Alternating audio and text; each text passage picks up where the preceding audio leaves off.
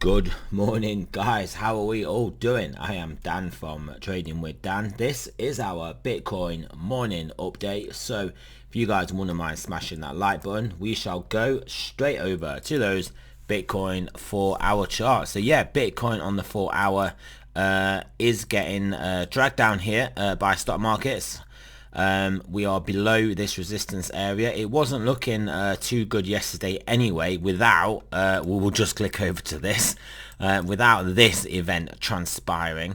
These S&P futures, these E-mini futures, literally at recent lows, sat on recent lows. So that is not the most bearish of scenarios, but yeah, basically just more pain getting telegraphed in the stock market. Just more of the tightening, more of the same, more of the bearishness. I mean, basically, all we're doing now in these markets is waiting for that capitulation crash.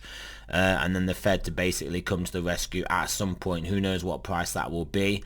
Obviously, there is going to be a demand destruction from obviously asset prices that will help rein inflation. I mean, it is kind of crazy because basically crashing asset prices isn't gonna obviously thaw supply chains. It isn't gonna stop conflicts in Europe. It's not gonna stop lockdowns in China. There's lots of things it basically doesn't do, of which are causing inflation. And yeah, I mean, hey, when you are a hammer, everything is a nail. But yes, so not looking too good there. We'll have to see how today plays out. Yep, obviously not looking too good here. And yeah, I mean, this looking like if it trades lower, it is gonna take Bitcoin on another leg down with it. DXY weakening here as well, is looking to get rejected by this resistance area. If it does, that could be a bit of a headwind for us. Tailwind for us, tailwind for crypto. If we do get rejected, the DXY comes down. US 10-year also looking like it's trying to put in a high here and come down. I mean, obviously people pricing out some of those rate hikes that the Fed is that basically they think the Fed was going to do this year. Just because, I mean, they're probably looking at there is obviously a high likelihood of a recession later on in this year, and also a stock market crash, an asset price crash. So yes, very very tough markets at the moment. How in the face of all that is the ruble doing? Oh well, Russia's doing just fine. A funny thing I was reading about how all these Russian sanctions on Russia, all they are basically every single one is basically backfiring. The US is basically foreign policy department is just run by kids. Might as well just be run by kids. I mean, most people play chess, like thinking 2 or possibly 3 moves ahead. The US doesn't seem to even think. And one of the most funniest things I was reading about is how obviously the West, especially in the UK, are basically confiscating and sanctioning basically Russian oligarchs over here. These Russian oligarchs are not in Russia because basically Putin hates them, and he's got like a deal with a lot of them, which is you can keep your money but stay out of politics. So he doesn't really want to ruffle their feathers too much, cause himself too many ancillary problems by literally confiscating these people. Obviously when they do step out of line, sure, some of them get made examples of, but what I'm saying is these guys aren't Russia's friends, and Russia literally should be sending a thank you note to like the US and the UK and wherever else for coming down hard on these oligarchs. I mean, he doesn't like these guys. These guys don't like him. So yeah, that on top of all the actual economic sanctions that are just driving up energy prices, and also the ruble is strengthening. So just some ancillary benefits of what is going on. And then meanwhile in obviously the in America and the UK, energy prices, fuel prices prices at the pump going through the roof. Demand destruction gonna spring out of there as well. We've got problems in obviously the food prices. I mean, it's starting to become actually spoke about more in mainstream media. If we look at wheat, India basically banned all exports of wheat. So obviously other countries might start to join that Me Too movement, and in which case we start to get even more problems with food prices. Countries at the margins will really start to suffer. Yeah, it's just we're not going into a good time going forwards with obviously what is going on. Yeah, you do kind of question the timing of things. Whilst from the Russian perspective, they are kind of putting the squeeze on when things are difficult economically, and they are okay with all their natural resources. I mean, they will obviously have problems. They won't have McDonald's anymore, but realistically, they're energy independent, and they are food independent. So hey, but no McDonald's, you know. So I mean, there you go. What else is something else I wanted to talk about in regards to this, all this crazy stuff. Oh yeah, and that was it.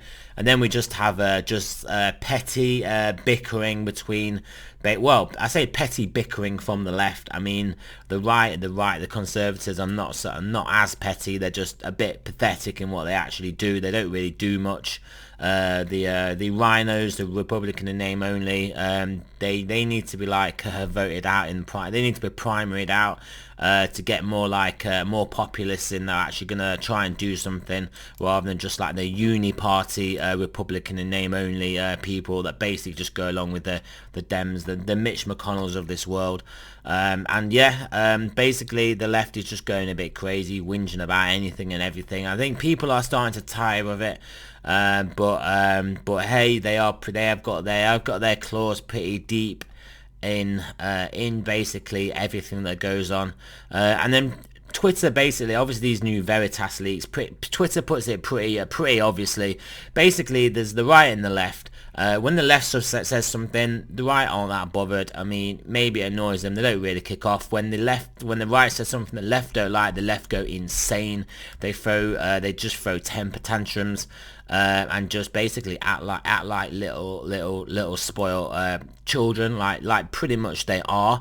They just want everything given to them. They want everything free. They don't want to work. They want everything given to them. People on the right understand about trying to be independent, and people on the left predominantly just want things given to them. That's why they tend to either be younger people in more socialisty type jobs like government jobs and teachers and things like that, and then also women inherently like to be looked after. I mean, some of them obviously don't, but ultimately lots of them do. So they are all the people that basically just want you to be given stuff. That basically sums up the left. They want to be given stuff, and they're the people that obviously cry and shout about because they're just not independent. I mean, if you're not giving them stuff, they are screwed. The right, if you're not giving them stuff, they will just generally crack on and do their own thing and struggle away and just be independent because that's just how they are. But anyway, yeah, there's that whole pathetic, bitter thing, petty power struggle going on in the US, which is just a complete waste of everyone's time and energy and resources. Even down to the fact it is aiding the whole misallocation of capital and all that fun stuff with people at Twitter literally saying they work 4 hours a quarter or whatever it is, just doing nothing, just siphoning money away from the company, and just a complete craziness. Let's also, whilst we're just generally whinging, let's have a look at oil. There we go, there we have it. This was pretty important resistance for oil.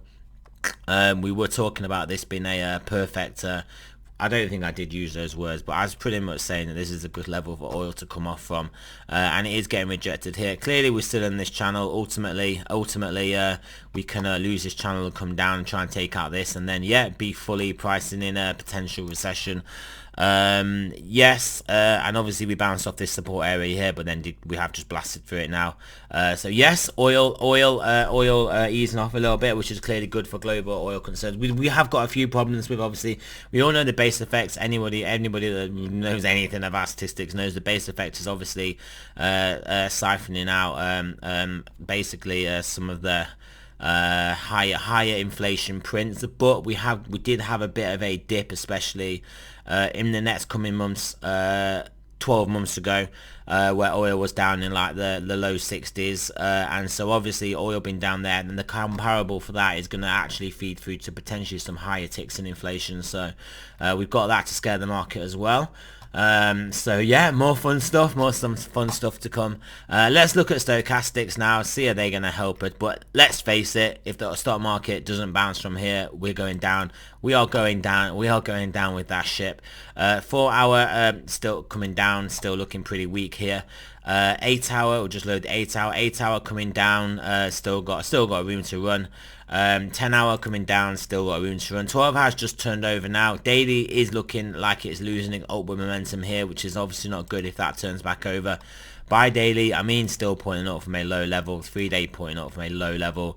5-day still diving, and weekly still diving, and bi-weekly still low as well. So not a good read, as obviously we could expect with just by looking at the chart basically, and stocks not looking good either. So yeah, I mean nothing is going to drive the Fed into action to reverse other than to pivot, other than an actual stock market crash. This grind lower has been very orderly in fashion so far, so nothing really of concern for the Fed. Just helping obviously reduce inflation, basically with the which obviously just with the reverse wealth effect basically. So yeah, there we go. Interesting times. Not that much positivity going on in Finance 1.0 today, but we'll see how today plays out. So yeah, that is it, guys. Remember, this is not a financial advice. I'm not a financial advisor. Always do your own research, and I shall speak to you guys soon.